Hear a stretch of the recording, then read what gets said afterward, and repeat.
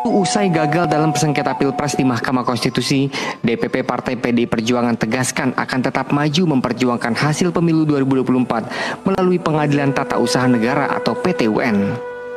Hal tersebut disampaikan oleh Sekjen PDIP Hasto Kristianto di kantor DPP PDI Perjuangan di Jalan Ponorogo, Menteng, Jakarta Pusat. Hasto sampaikan, PDIP tetap menghormati putusan MK yang bersifat final dan mengikat. Meski menurutnya Mahkamah Konstitusi dianggap telah gagal menjalankan fungsinya sebagai benteng konstitusi dan demokrasi.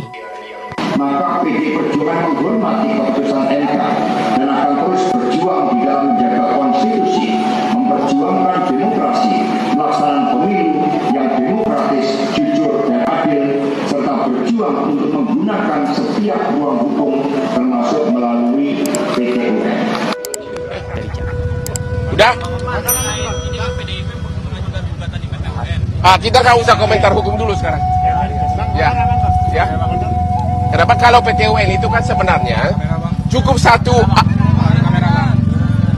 PT-UN tidak berwenang secara absolut. Jadi harusnya dengan satu jawaban namanya eksepsi absolut. Menyatakan PT-UN tidak berwenang itu harus sudah putus 2 atau 3 kali sidang. Itu dalam hukum acara namanya eksepsi absolut.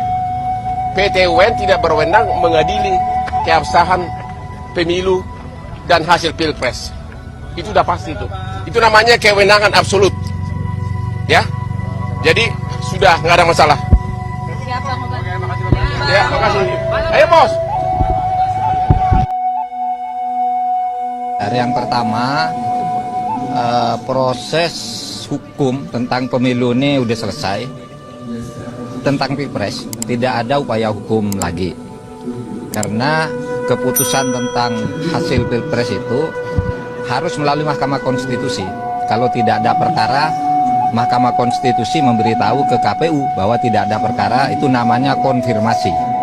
Kalau ada perkara, hasilnya vonis, dan vonisnya hari ini.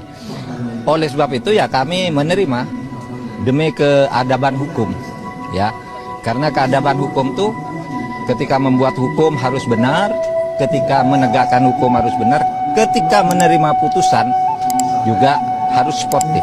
Nah, kita sportif, sehingga perselisihan itu ya sudah selesai, harus diakhiri.